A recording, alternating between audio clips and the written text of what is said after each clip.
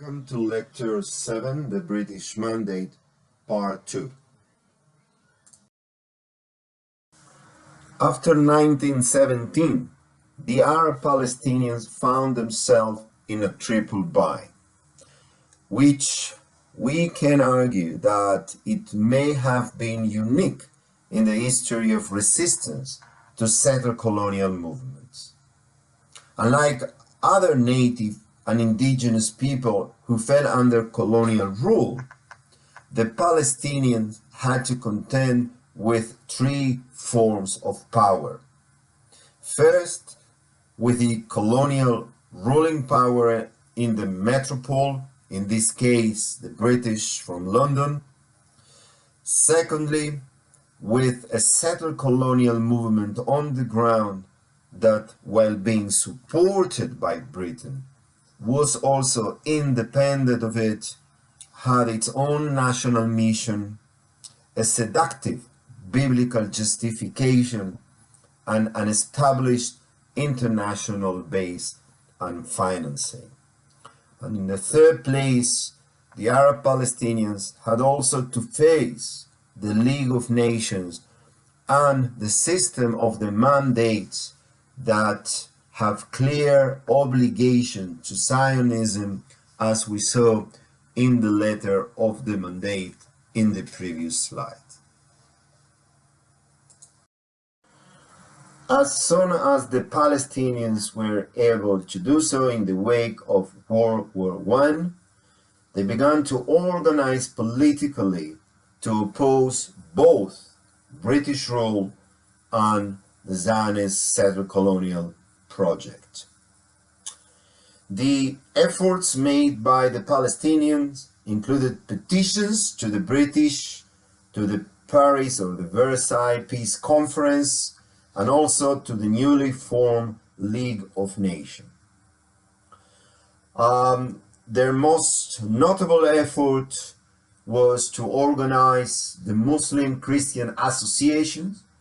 These were sort of civil society, political associations that tried to put together an agenda to oppose the Zionist project and to counter the influence of the Zionist commissions from the moment they arrived to Palestine.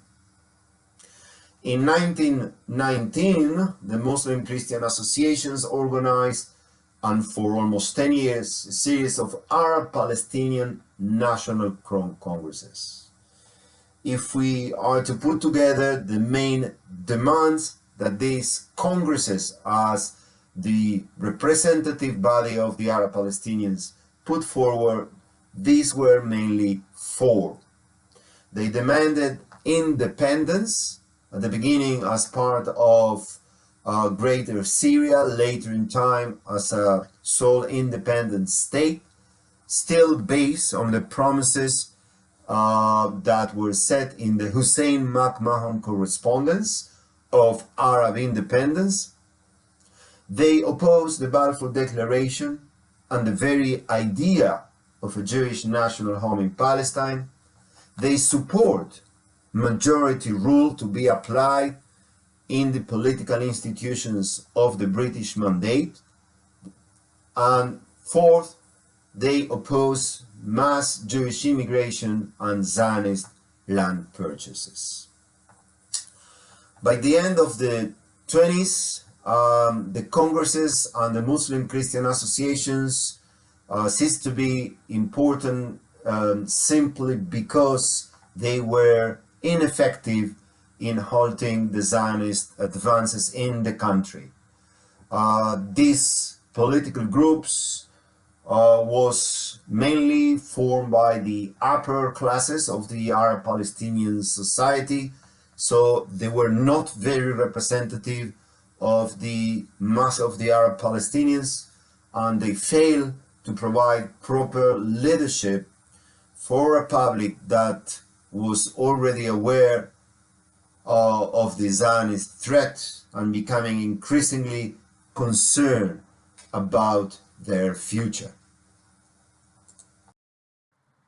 In 1920, at the Third Arab Congress in Haifa, an Arab executive was established. This was a sort of executive branch of the Arab Congress.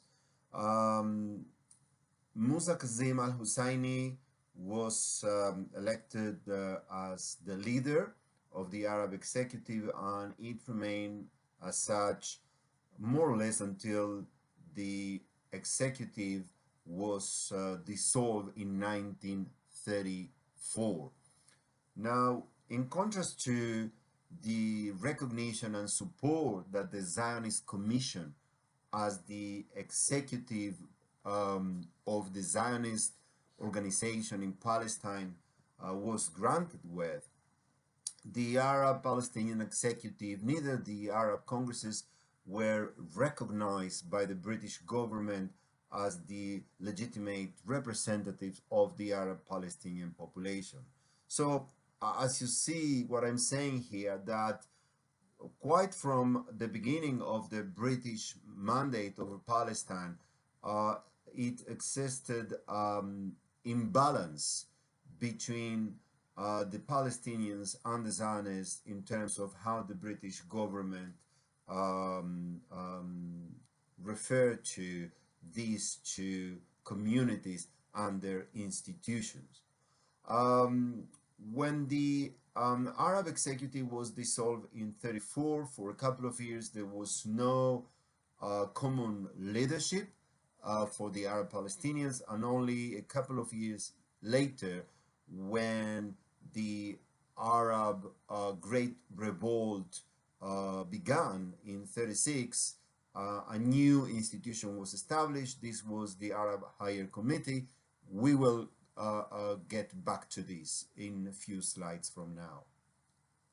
So, as I said, the Arab Executive was established in 1920, and the Arab Executive was quite active to try and persuade the British to change the promise of the Balfour Declaration. From 1921, the Arab executive sent a number of delegations to London and also to Europe to try and protest the commitment for a Jewish national home in Palestine, that is, to change British policy. The delegations, the Arab delegations, met with a number of figures, people, diplomats, and even with Chaim Weizmann, the president of the Zionist organization. Every time they tried to negotiate a change of policy on the side of the British, but to no avail. In May 1921, Palestine witnessed the first violent riots. This took place a few weeks after the first visit of Winston Churchill to Palestine. Churchill was back then the colonial secretary, so that is the person who was in charge of all the British colonies and other holdings. When Churchill arrived to Palestine, the Palestinian representative met him and demanded a change of policy from Balfour Declaration.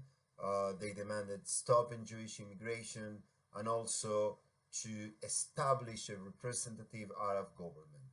Churchill rejected all these demands. 1st of May, the Labor Day in Palestine, there were demonstrations and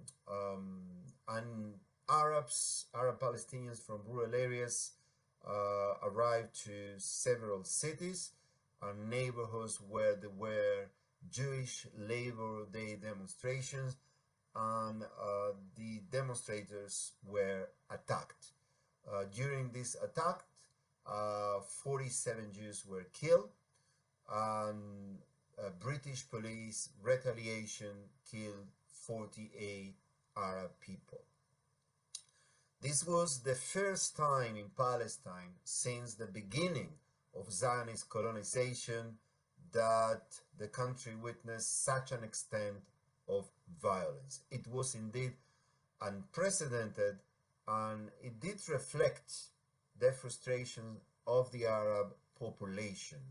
Keep in mind the number of times I have already explained the attempt of the Arab population through their representatives to try and influence the British government and international politics in order to change the support of the international community and of the British to the project of the Jewish state in Palestine.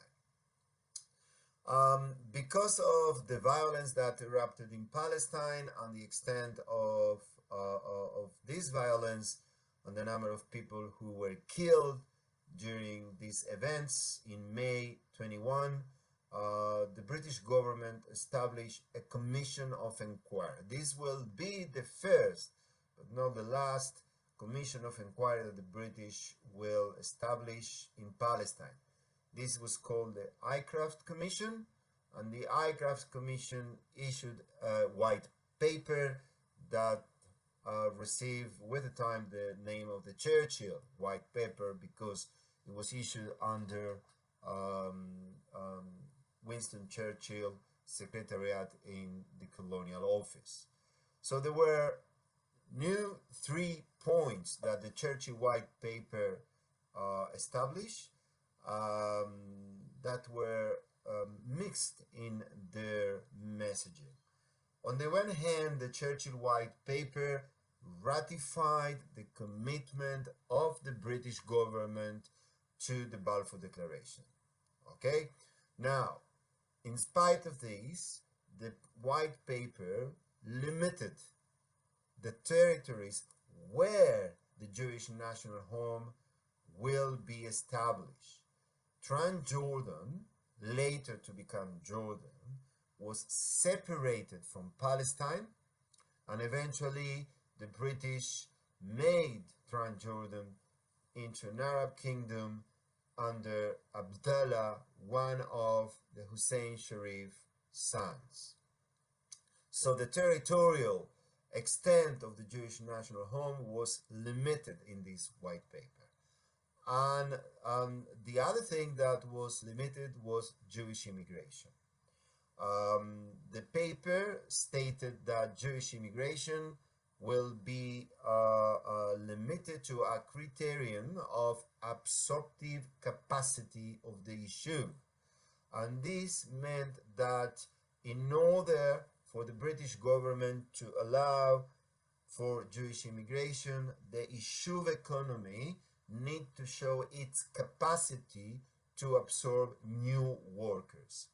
Why? Because the intent of the paper, of the white paper here, was to achieve a sort of balance between Jewish immigrants coming into the country and taking up jobs and the possibilities of Arab Palestinians to get jobs as well. So if the Yishuv wanted more Jewish people to come to the country, they from now onwards should need to prove that their economy is able to absorb these new immigrants, so as not to impact on the possibilities of the Arab residents to get employment. But this criterion had a very significant effect on the very fact that the issue economy became more and more segregated from the general economy of the country.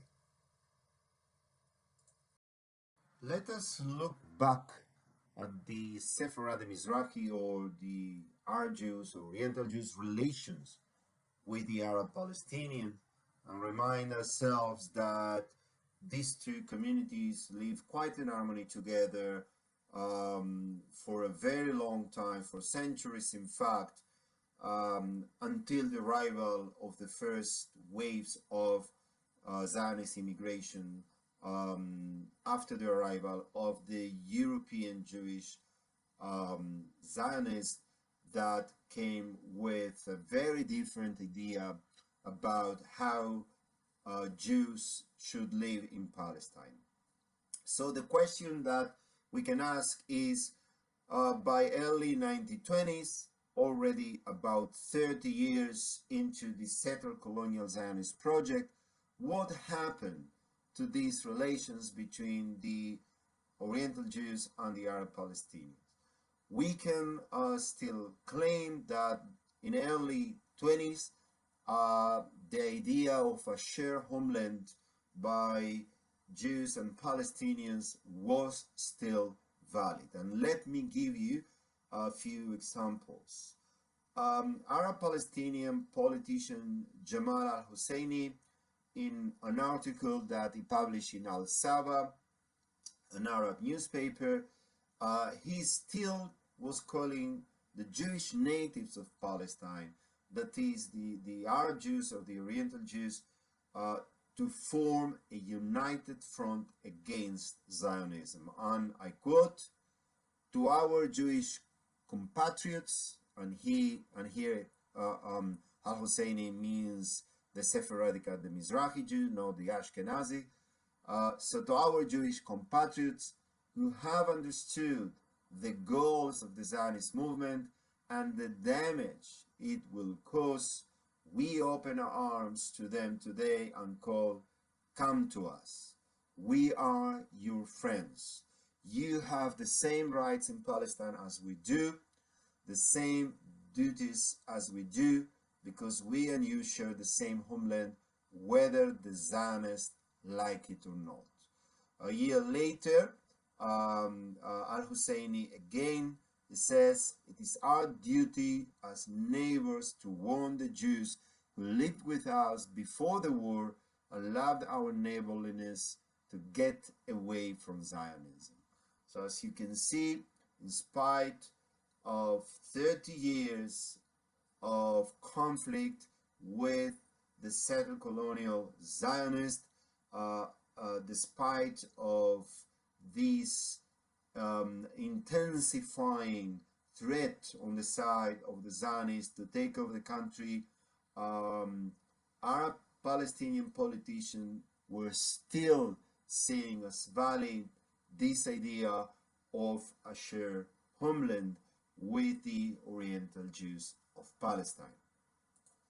About the same time, just to pick an example, David Aviser, who was a Jewish educator and writer from Iraqi origin, that is, he was a Mizrahi Jew.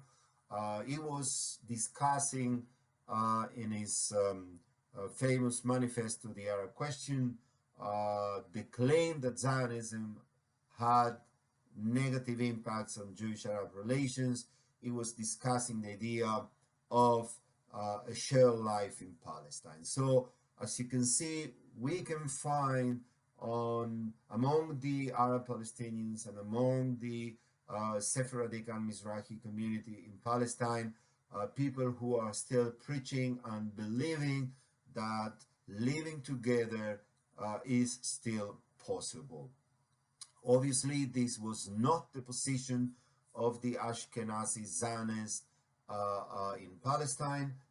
In their eyes, there was only one way, and this way was to establish a separated, segregated national home for the Jews, eventually to become a Jewish state. Scholar Hillel Cohen, Professor Hillel Cohen from the Hebrew University of Jerusalem, in one of his books, he analyzed the increasing tension that was being mounted between the Arab Jews or the Oriental Jews and the Arab Palestinians. So it cannot be denied that because of the Zionist project taking place in Palestine, because of the segregation, because of the expulsion of Felahim from land they cultivated for centuries, because of the self-segregated neighborhood that the Zionists were building in the cities, and the self-segregated society, the new Yishuv being built, all these materialities were impacting on the ancestral relations that the Oriental Jews and the Arab Palestinians had. So, in his book, Hillel Cohen stated the following: the stress the Arab Jews felt was multidimensional.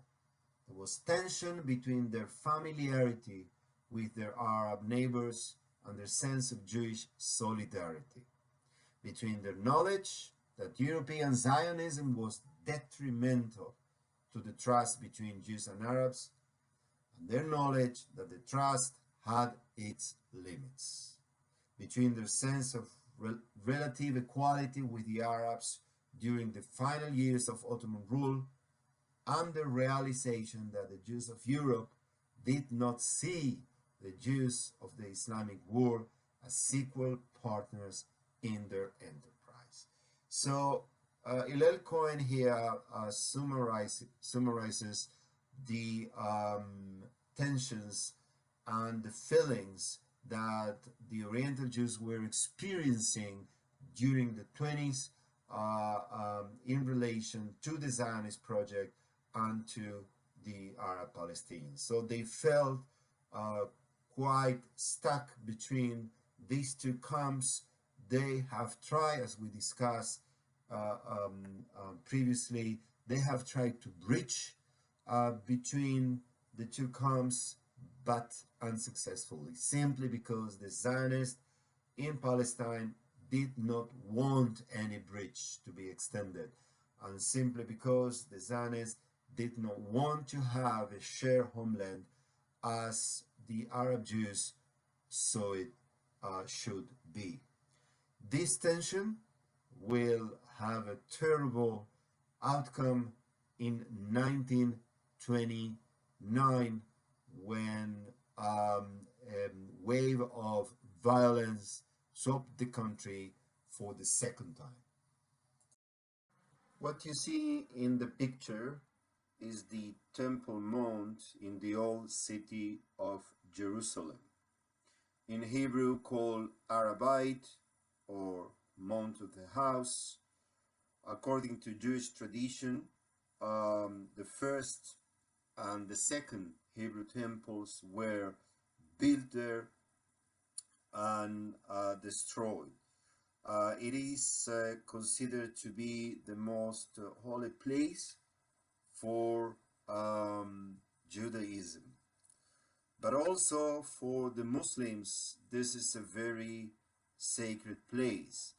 For the Muslim, the place is known as the Haram al-Sharif, which means the noble sanctuary, and is part of the Al-Aqsa compound, which includes the Al-Aqsa Mosque, the Dome of the Rock, and the Dome of the Chain. So this is a place in the old city of Jerusalem that is sacred for both Jews and Muslims. For Muslims, it's also a very sacred place because according to Islamic tradition, this is the location of Muhammad's journey to heaven. So in sum, this is a place where quite a lot of religious charge is present. Now, on August 1929, beginning with the 23 of August, and for 6 days, because of arguments around religious rights in this compound, in the Temple Mount, there were attacks on Jews all over the country by Arab Palestinians, particularly in Jerusalem, Hebron, Al-Khalil, Safed, Moza, Jaffa, and Haifa. 133 Jews were killed. There were also revenges, and the British police intervened, as well as the Haganah. If you remember, the military branch of the Yishuv. 116 Arabs were killed in these retaliations. So this was the second time after the 1921 events that violent events took place in the country, and this time was a particularly formative event for the Yishuv for a number of reasons. First of all, most of the Jewish victims that died and were attacked in these cities during the Arab attacks were in fact Mizrahi, Maghrebi, and Sephardic Jews, as well as some Ashkenazi religious communities. So we are talking about people who were the neighbors and those who share life with the Arabs. And these were the people that were attacked during these events. So this was the very first time that such massive attacks took place against the native Jews of Palestine. Apart from that, many of the soldiers in the Haganah that participated in the retaliations eventually will form part of the nucleus of the IDF in 1948, of the Israeli Defense Forces that were established during 48. The importance of the Haganah in the defense of Jews in Palestine was another salient event during these days, because both Ashkenazi and Oriental Jews realized that the Haganah can be able to defend them and launch attacks on the Arabs. Perhaps the most tragic conclusion, apart from the deaths themselves, was that the Oriental native Jews of Palestine will be changing their main attitude towards Zionism because of these events.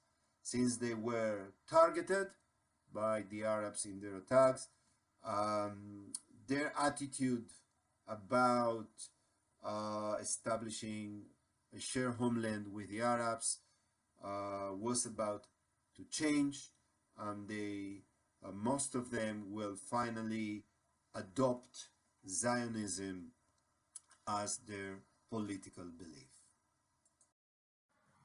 Why the Arab attacked their old Jewish neighbors in the cities? That is obviously the main question arising from the 1929 events, the Al-Burak uprising. Well, basically, the conclusion is that for the Arabs, they could not make anymore any distinction between Jews of different political views. That is, they couldn't distinguish anymore between those old neighborhoods with whom they share life and the newcomers, the settled colonial Zionists that have arrived to Palestine since the first Aliyah. In the words of scholar Hillel Cohen, and I quote, "In 1929, the Oriental Jews received a resounding message from their Arab neighbors. If you do not take sides against Zionism, you are its allies. If you identified on the national level with the European Jews, you have no place in Arab society. Even if Palestinian Arab spokesmen continue to stress that they distinguish between Jews and Zionists, for both Arabs and Jews, the similarities among the Jews of whatever community and origin increasingly overshadow their differences. This process had begun before 1929, but the riots were a turning point. So the riots do explain the reason why the Oriental Jews, the Jews from Middle Eastern and North African origin, have decided at this point to take sides and align themselves with Zionism. From the viewpoint of the Arab Palestinians, the riots were evidence that in their eyes there was not anymore nothing to distinguish between different Jews. There were not anymore Jews on the one hand with whom they can live together, and Zionists on the other hand that are taking their country. If the Sephardic, Mizrahi, and Maghrebi Jews have not took sides with the Arab Palestinians, that was to have only one conclusion, that is that they have took sides with Zionism. As a result of the riots, the British government established eventually two commissions of inquiry. The first was the Shaw Commission in the same year, 1929, and it is really very interesting to look into the recommendations of both commissions. Let's have a look here about what the Shaw Commission report is saying. And it's really interesting because these two commissions looked at the very roots of the conflict.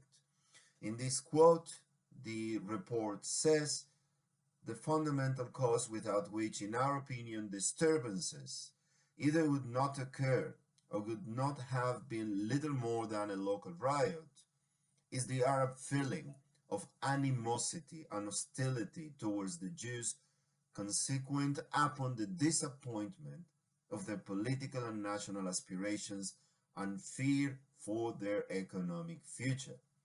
The feeling as it exists today is based on the twofold fear of the Arabs that by Jewish immigration and land purchases they may be deprived of their livelihood and in time past under the political domination of the Jews. So basically, the Shaw report is putting the finger on the most important causes of the already existing conflict between the native Arab of Palestine and the Jewish settler immigrants. And these two main causes, empirically speaking, is Jewish immigration, unlimited Jewish immigration, and unlimited land purchases that are used for the own enjoyment of the Jewish community, the issue.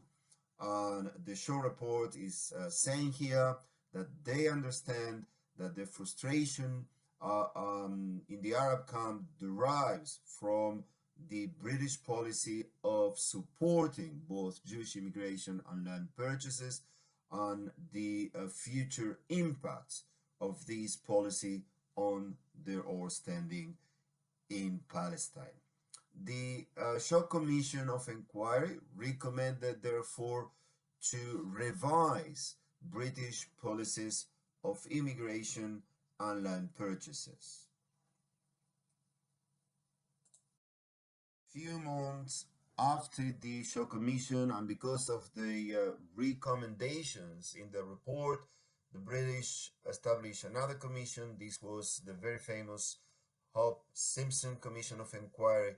And let us read again from this quote from the Hobbs-Simpson report, which is even more detailed in the way that the commission identified the causes of the Arab riots in 1929 and more generally the consolidating conflict between Arabs and Jews in Palestine. So the quote says, actually, the result of the purchase of land in Palestine by the Jewish National Fund has been that land became extraterritorial. This is really interesting because this is the first time that an external observer, very early in time during the unfolding of this conflict, already was able to identify, to pinpoint one of the most important operations of Zionism in Palestine, which was about taking the land from Arab hands and making it exclusively Jewish. So the Hope Simpson report is characterizing this operation as making the land extraterritorial. And this is simply because, and here I continue to read, it ceases to be land from which the Arab can gain any advantage, either now or at any time in the future. Not only can he never hope to lease or cultivate it, but by the stringent provisions of the lease of the Jewish National Fund, he is deprived forever from employment on the land. Again, remember that the JNF, the Jewish National Fund, did not permit the land it purchased to be leased to non-Jewish people, and also not to be worked by non-Jewish people. So this is why the report is clearly detailing here the mechanism by which the land purchased by the JNF is sort of taking out of the Palestinian territory for any enjoyment of any person who is not a Jewish person. I continue to read. It is impossible to view with equanimity the extension of an enclave in Palestine from which the Arabs are excluded. The Arab population already regards the transfer of land to Zionist hands with dismay and alarm. These cannot be dismissed as baseless in light of the Zionist policy described above. There can be no doubt that there is at present times serious unemployment among Arab craftsmen and among Arab laborers. The policy of the Jewish Labor Federation, the Histadrut, is successful in impeding the employment of Arabs in Jewish colonies and in Jewish enterprises of every kind.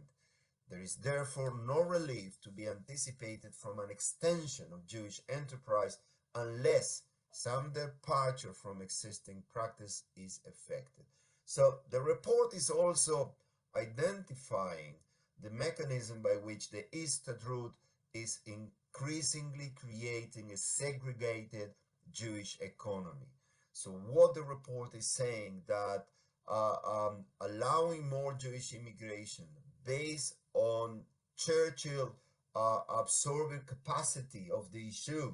If you remember the Churchill White Paper, to allow Jewish immigrants to enter the country only if the issue can create jobs for them, this policy only exacerbated the problem of Arab unemployment. When you put together the operational principles of the JNF, the operational principles of the kibbutz, the operational principles of the Histadrut, and how the British supported all these policies. What you get, in fact, the report is saying, is Arab unemployment, Arab frustration, and this is how the report explained, as well as it did the Shaw Commission, the Arab riots of 1929. The Hope Simpson Commission of Inquiry clearly recommended to the British government to limit Jewish immigration and to help developing rural areas in order to provide employment for Arab peasants. These were very important recommendations This was a very important commission of inquiry, certainly from the viewpoint of the Arab Palestinians, and you can obviously assume that the Ishuv received the report in a very angry way. They rejected the recommendations, and it's interesting now to see how the British government itself responded to these recommendations. Surprisingly, the British government did accept the recommendation of the Hope-Simpson report, and it issued another white paper. This one was known as the Pasfield White Paper, and this is because the paper was issued by Lord Pasfield, Sidney Webb, which was at the time the British Colonial Secretary. Now, the white paper did change in many ways the commitment of the British government to the Balfour Declaration. And this is because it proposed the establishment of a legislative council in Palestine that will call for representation from all communities. And remember that the Arabs of Palestine were the majority, so this kind of legislative council could have the Arab being the majority in that institution. And the idea was obviously to give them a say in matters of governance in Palestine.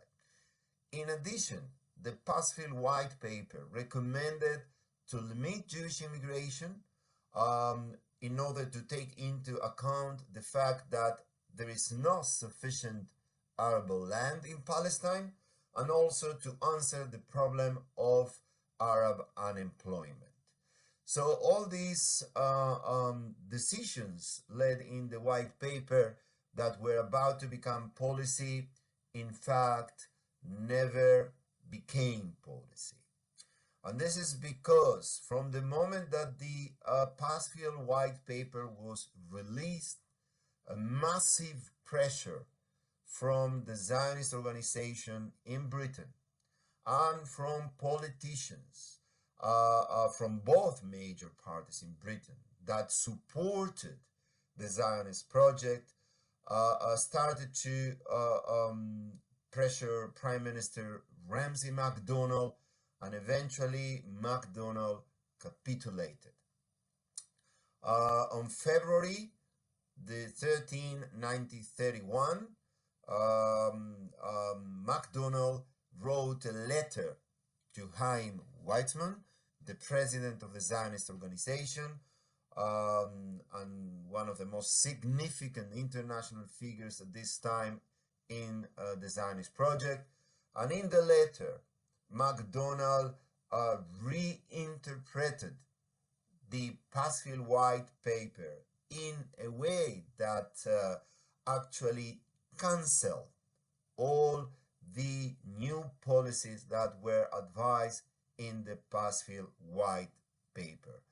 In that letter, which became to be known as the MacDonald Black Letter, because that's the way that the Arab Palestinians interpreted that letter. In that letter, MacDonald reiterated the commitment of the British government to the Balfour Declaration and the establishment of a Jewish national home in Palestine.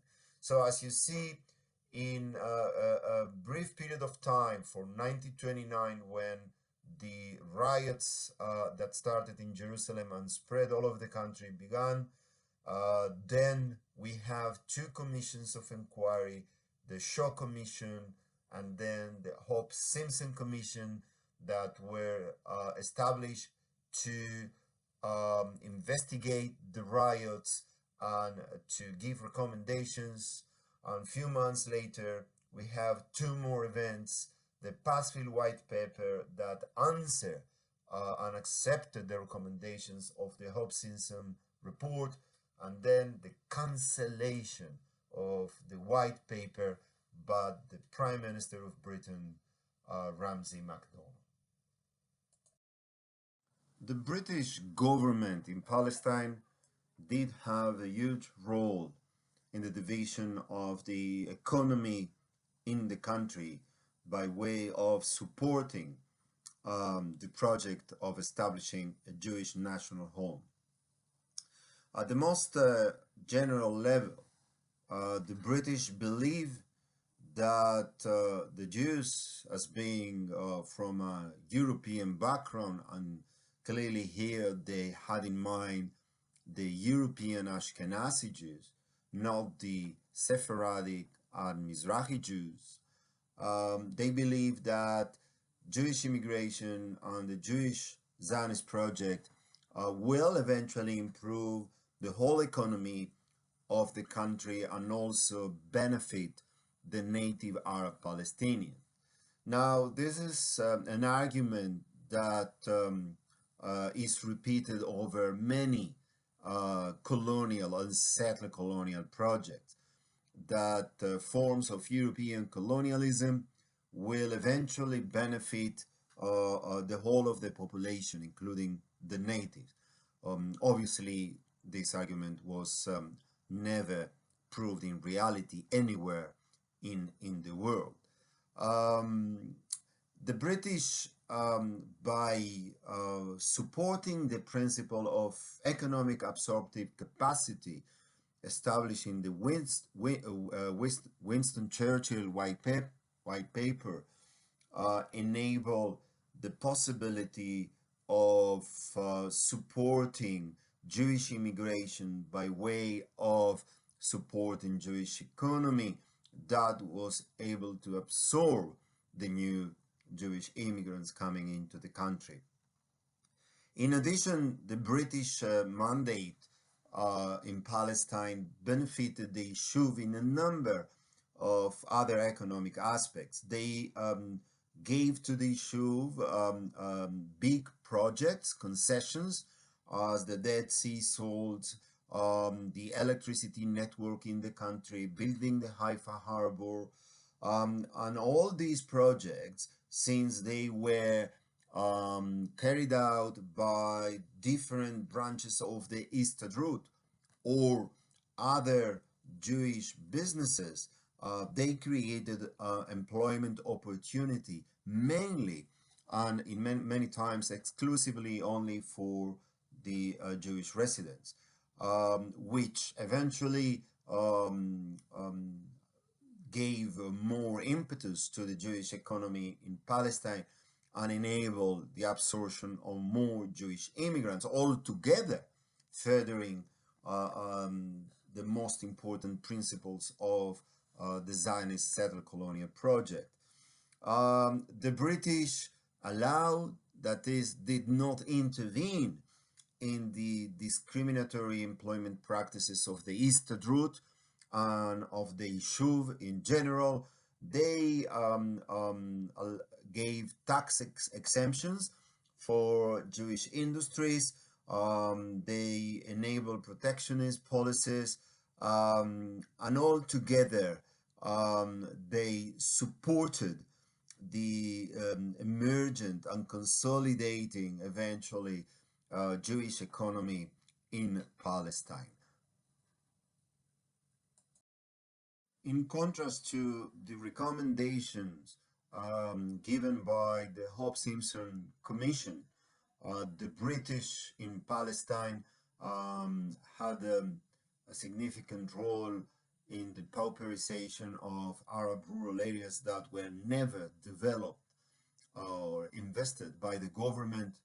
Arab unemployment increased, and more Fellahin families were dispossessed from the land as the JNF and other Jewish Zionist organizations were purchasing more and more land. Now, during the first years of the 1930s, there is a sharp increase in Jewish immigration, and this is due to raising anti-Semitism in Germany. Remember that in 1933, Hitler came to power. So we see here huge numbers of mainly German Jews coming into the country. During this period of time as well, Arab political parties are formed. There is an attempt to expand the political participation of the Arab Palestinians through political parties and new institutions. The most important institution established during this period in 1936 was the Arab Higher Committee, which was the central political body of the Arab Palestinians, and it was led by the Mufti of Jerusalem, Hajj Amin al-Husseini. Now, it is important now to see that what was happening during the 30s, you can already see, I mean, as an external observer, that Palestine had now three political systems.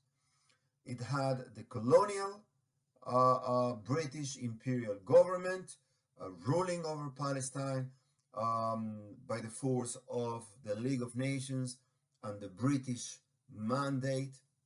It had the Jewish political apparatus built by the Yishuv that comprised both parliamentary representative bodies for the Jews and also executive bodies to carry out Zionist policy and represent the Yishuv in front of the British authorities. And it had an emergent Arab political sector around the Arab Higher Committee. So de facto, the 1930s saw Palestine a divided country, a segregated country, politically speaking, economically speaking, and also in terms of socio-cultural life. Jews have been able to expand the issue to a point that it was clear during this decade that the issue was in fact holding a number of institutions that made it into a sort of para-state. During all this period, the British continued to repress peaceful protests and outbreaks of violence of the Arabs with equally harsh severity. Arab discontent continued and increased, and in the early 30s, Palestine witnessed an outbreak of a new form of more resolute resistance, which was led by a young preacher and teacher under the name of Izz ad-Din al-Qassam. Al-Qassam was born in Syria. He fought in the First World War in the Ottoman army. He had the opportunity to fight the French when the French eventually conquered Lebanon and Syria. And he arrived to Palestine, more precisely to Haifa, in 1920s. He based himself in Haifa as a teacher and a preacher. And with time, he started gathering Arabs that were dispossessed from the land and organized them both to teach them Islam and also to prepare for an organized armed struggle both against the British and the Zionists.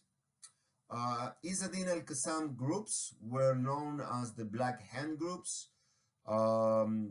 They were very active during the first years of 1930s, and eventually he was killed by the British police in 1935.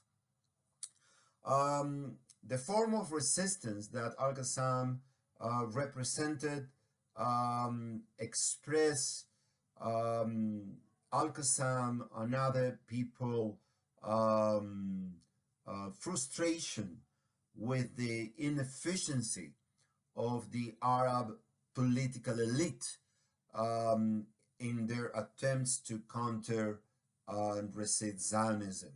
Al-Qassam believed that an armed struggle is necessary, not just outbreaks of violence like we had before in 1921 and 1921 and 1929, but he believed that a proper armed struggle based on guerrilla should be launched against the British and against the Zionists. So, in many senses, Al-Qassam movement was a turning point in the political consciousness of the Arab Palestinians and the way they will, in the near future, organize their struggle. As the discontent of the Arabs in Palestine continued, on April 21st, 1936, all Arab political leaders called for a general strike that continued for about half a year. On few days after this declaration of strike, the Arab Higher Committee that I mentioned in the previous slide was formed in order to coordinate the activities of the Arabs. The basic demands of the Arab Higher Committee, that, by the way, was composed by the Arab elite. The demands were prohibition of Jewish immigration, prohibition of transfer of land to Jews, and the establishment of a national government responsible to a representative council. Basically, these demands, we saw an expression of these principles in the Hope Simpson report that at the beginning the British government itself accepted. As a result of the civil unrest in the country, in November the same year, the British established a new commission of inquiry, this time a royal commission, that became to be known as the Lord Peel or Peel Commission. Now, the Peel Commission, for the first time in the history of this conflict, will recommend the partition of Palestine to create a Jewish state and an Arab state. I will come back to what the Peel Commission recommended in the next slide. In the meantime, as a response, as a reaction to the Peel Commission recommendations to partition Palestine, the Arab population responded with an armed revolt less than a year after the recommendations of the Commission. The British used massive force to repress the armed rebellion, but it took them about 2 years to do so. During this repression, about 10% of the Arab male population was either killed, wounded, imprisoned, or exiled. All of the Arab representatives in the Arab Higher Committee and other leading political parties were exiled by the British. So this rebellion that began with a general strike in April 36 and was crushed after 2 years of armed revolt in 1939. We call it the Arab Revolt or the Great Arab Revolt of 36-39, and it had a devastating impact on the Arab community in Palestine. And on the other hand, this defeat strengthened the standing of the issue. We may add as well that during the crushing of the armed rebellion. Many units of the Haganah, the paramilitary Jewish arm of the Shuv, participated together with the British police and the British army in the repression of the Arab forces, and this military experience that the Jewish soldiers gained will be used very soon in 1948 during the war against the Palestinian population and the Arab countries. We will discuss this in the next week. So the maps that you're watching were in fact what finally triggered the outbreak of the armed Arab revolt in 37, though this was already an ongoing civil unrest for many years, and that sparked in 36 with the general strike and eventually evolved into armed revolt. And this was a reaction to the British recommendation through the Peel Commission in 37 to actually partition Palestine.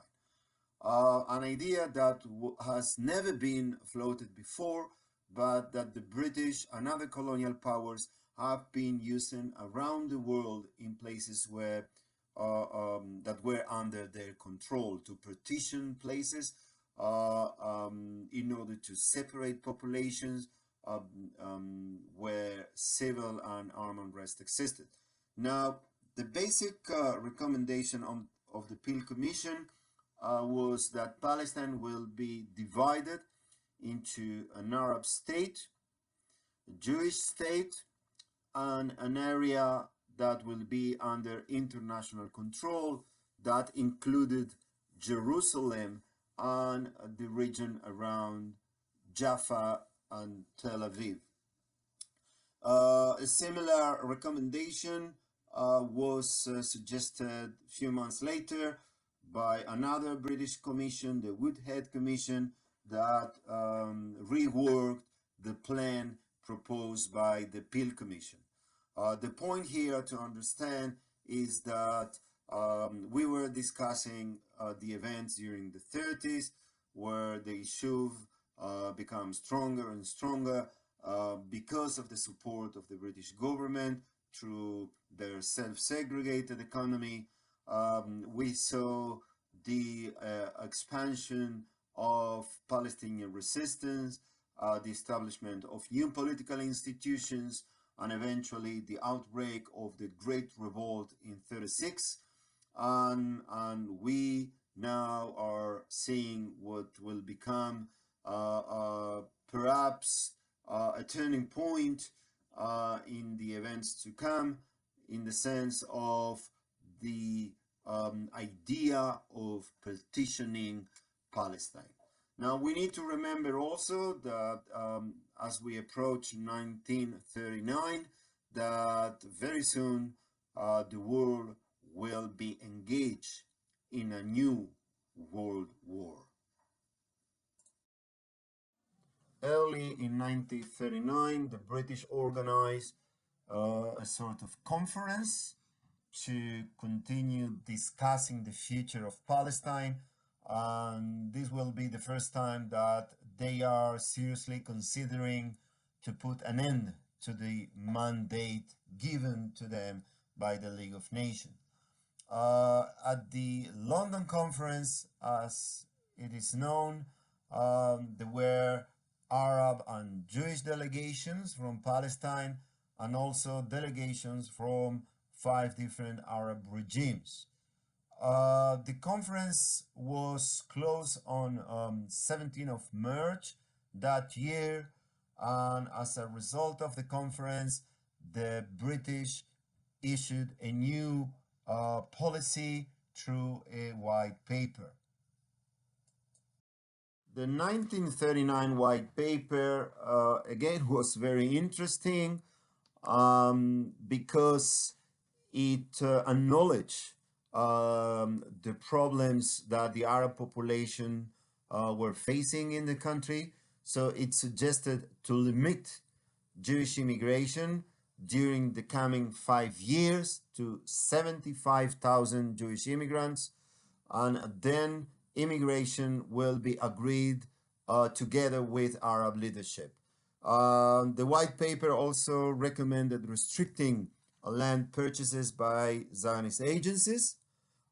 It suggested also to introduce Arabs and Jews in senior administrative roles in government in order to prepare them for a future withdrawal of the British from Palestine.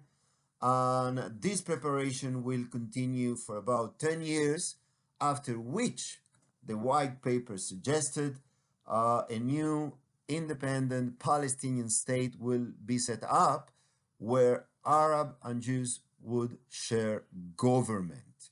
So as you can see, this was very interesting, but we need to see now how both the Zionist and the Arab leadership in Palestine reacted to this interesting white paper.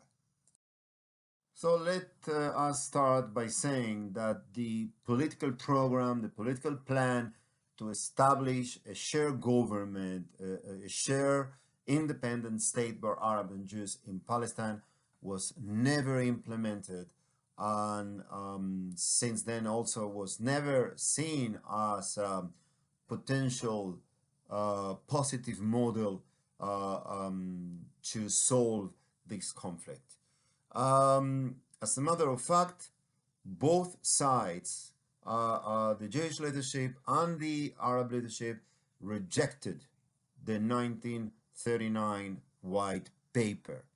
Obviously, the Jewish Zionist leadership understood that by freezing Jewish immigration, that will freeze the number of Jewish population in Palestine, which will put the Jewish community as a minority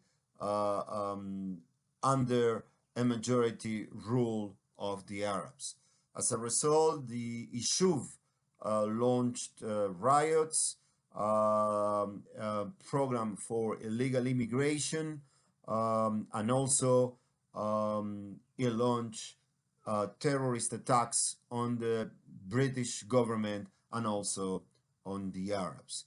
On the side of the Arab High Committee, they also did not accept the policy in the white paper, though there were strong disagreements among the Arab leadership, because many were in fact in favor of accepting the terms and conditions of the 39 white paper.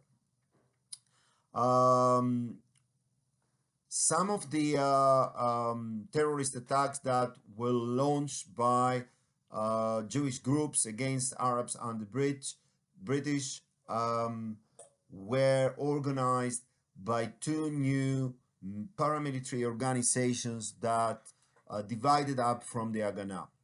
These were the Irgun or Etzel and the Lehi, which were also sanctioned by the British as terrorist organization.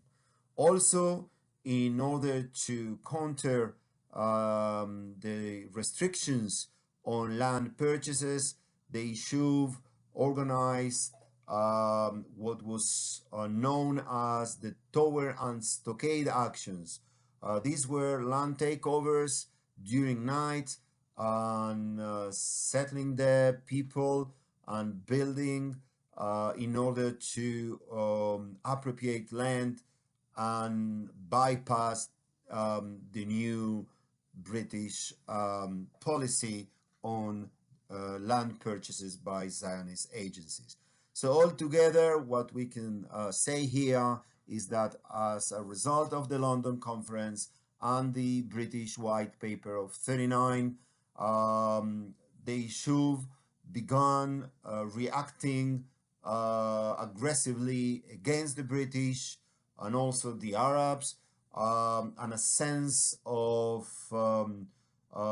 civil war at small scale was sweeping Palestine. We are now at the position to sum up the most important developments in Palestine during the British Mandate. So, first point is that the Zionist Yishuv as a state within a state grew during this period exponentially. With the help of the British pro-Zionist policies in all areas of life, the Yishuv managed to base its political, military, economic, and social cultural institutions, basing a separated way of life apart from the Arab Palestinian population, and also apart from the British administration. The second point is that during this period, Arab Palestinian developed, morphed, changed its forms, but it made itself felt, both against the British administration and against the Yishuv. The highest point in Arab Palestinian resistance was the 1936-39 rebellion that was repressed and crushed in 39. Altogether, during the British Mandate, the conflict between the settler colonial Zionist project and its representatives in Palestine and the native Arabs of Palestine escalated. The next point to mention is that since the proposals in the Peel Commission, not only the British, but also the Zionists and other international players began conceiving partition as the potential solution for the conflict in Palestine. When we put all this together, I think it's important to stress that the separatist logic, the self-segregative logic that the Zionist project used in its development, in the development of the Yishuv as a state within a state in Palestine, it was this logic that played a crucial role in the making of the conflict in Palestine.